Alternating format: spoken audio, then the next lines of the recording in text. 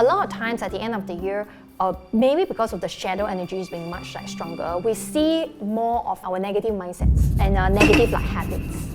There are some people that are just really bad for us. This person is sucking my energy. Actually, that's so true. Like, oh, are you going to cheat again since you cheated? Then it's like, but I cheated to get together with you. But then are you going to cheat again? And it never ends. You sound very experienced. No.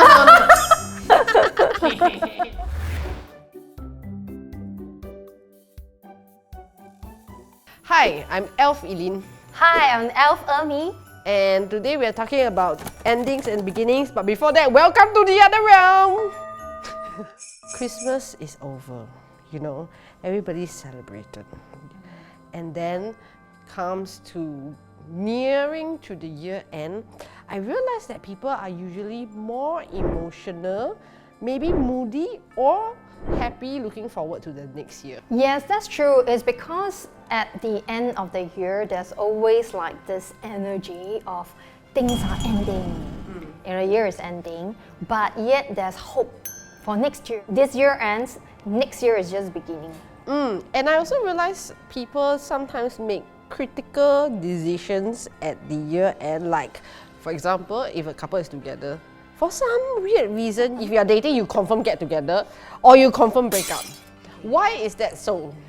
So there's a few reasons. The first one is because the year end is usually what we call the winter season, for majority of the world. People tend to be in a darker state. Winter is coming. If you are already disappointed with a relationship, then the year end, the energies will bring up the disappointment more. And at the same time, it is also a good time for making sort of like a clean break or like an ending to the whole year, because like most of humans have this obsessive compulsive impulse that is in our DNA. We always like to round off things, we always like round off things. We like to have an ending, we like to have a nice beginning. So at the year end, that's when people make decisions to break off, and it's not just also about relationships breaking off. A lot of times at the end of the year, maybe because of the shadow energies being much stronger, we see more of our negative mindsets and negative habits. And then we may also start to realize that not just a couple relationship, but in our relationship network, there are some people that are just really bad for us, And when they act up at the end of the year, it becomes even more obvious, to us that, oh my God, this person is sucking my energy, And then at the same time, it's all companies, we tend to try to end projects, in December and everything, so that you can have a clean planning and everything for the next year. So the year end, the energy is very, very conducive because winter is also synonymous with destruction. Yeah, it's everything is dying. So dying is an ending as well. So is it wise to make these decisions at the year end? Or is there some things that people can do during the year end to help them to move into a better year? Yes. If you find that you are in a very cloudy state of mind, then you may need the help of a coach or a therapist or a healer or reader like myself to help you to sort it out. But if you find that a lot of things are being magnified for you, and at the same time you are seeing certain negative patterns or people and etc. in your life very clearly, then what you can do is you can set an intention to end relationships or to break away from some of these things that are no longer serving you for your highest good. Usually people make New Year resolutions, right? So there are different camps. One is they make the New Year resolution and none of it happens in the year. And then sometimes people make the New Year resolution and then they follow it so strictly until there is no room or space to breathe and they have to reach their goal. If not, they will probably want to step themselves. So when making year-end resolutions, what is the best kind of energy? Okay, so first of all is to go along with the energy of the season. Because if you're trying to make resolution for, let's say, 2023, at the end of 2022, you are highly likely to fail. Because you are using the ending destruction energy to try to create a new beginning. What I find most effective is set your resolutions on the 1st of January. Okay, so not today, wait until 1st of January. Yeah, of course, you can kind of think and even like research what your options are. If you're thinking next year, I'm actually thinking of taking some classes or developing myself and everything, you can start your research now. But don't make any firm decisions or resolutions until at least on the 1st of January. Okay. Yeah, and in fact, what the best sequence would be is after you kind of have a game plan, don't make your resolution yet. Examine what needs to be cleared out of the way before that can happen. Let's say you're dissatisfied with your current love relationship, and you are trying to manifest like your next partner. But nothing can happen until you have ended this current relationship, right? Otherwise, you're saying, I want my partner to be this and that and the other, but your current partner is totally not like that. But sometimes people overlap relationships, you know. Yes, and overlap relationships are likely to fail because you have not made a clean ending. So your beginning would also not be pleasant. Yeah, and also it's psychological. I mean, let's say if you are cheating on your current partner with a different person, and then you get together with the other person may have this impression that you are a cheater. Yeah, that's true. Yeah, so that's going to affect the whole relationship thereafter. Yeah. You know? Actually, that's so true. Like, are you going to like cheat again since you cheated? Then it's like, but I cheated to get together with you. But then are you going to cheat again? And it never ends. So yes, that is so true. You sound very experienced. No.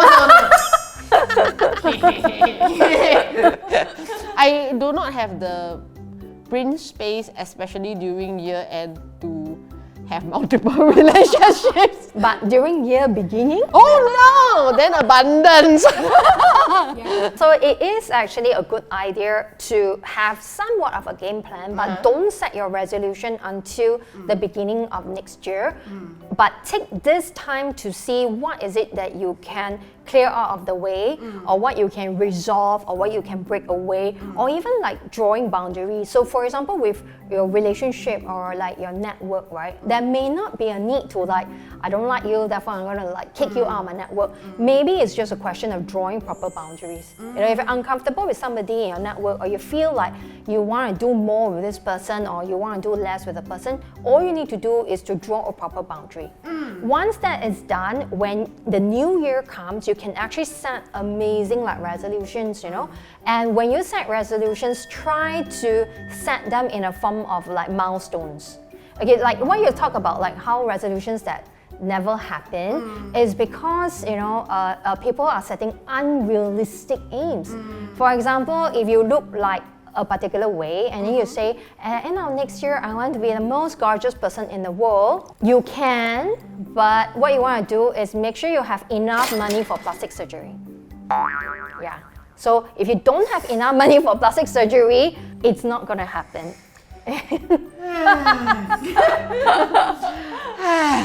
Okay, so one more thing that I wanted to ask about setting New Year resolutions is like, how do we identify or search if we set resolutions this year and it did not happen, or it was very difficult? Sometimes people tend to pull their resolutions into the next year, but I think there needs to be a process in identifying what went wrong before you can create better milestones for yourself. That's true. So what you want to do is, if you didn't achieve something this year, you want to review it. Okay?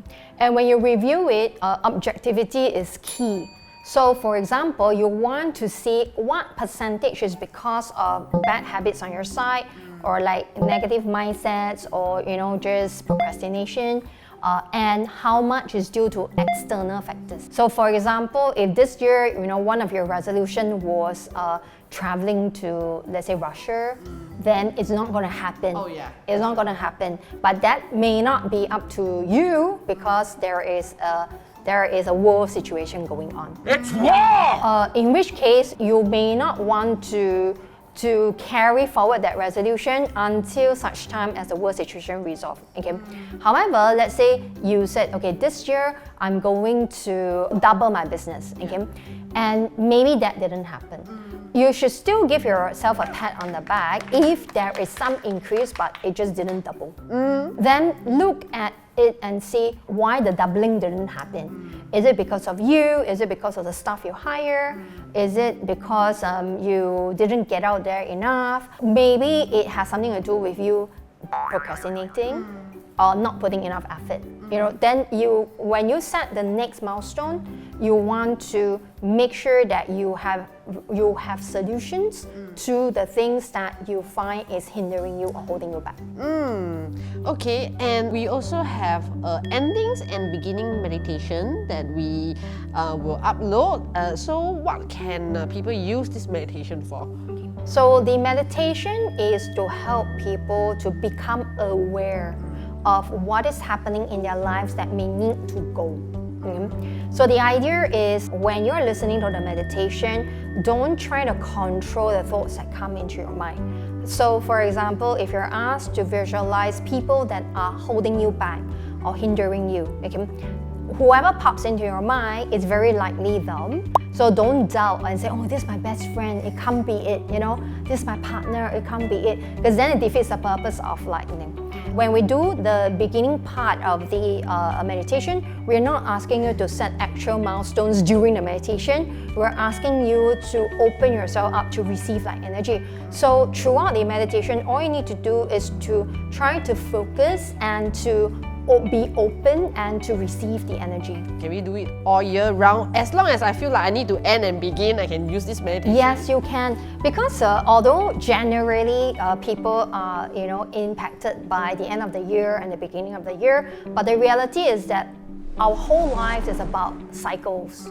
There's always ending and beginning. Every relationship, everything that we do, even like projects, you start and then you end and then you start another new project. Relationships, same thing, you start, you end, and then you start again. So anytime you feel like there's a need to review or to look into if something in your life needs to end so that you can actually begin, you can actually use this meditation. It's also useful if you find that you need to enhance your creativity, because sometimes beginnings is like birth energy, creation, birth energy, and endings is destruction like energy. So when you want to create, something needs to be destroyed first.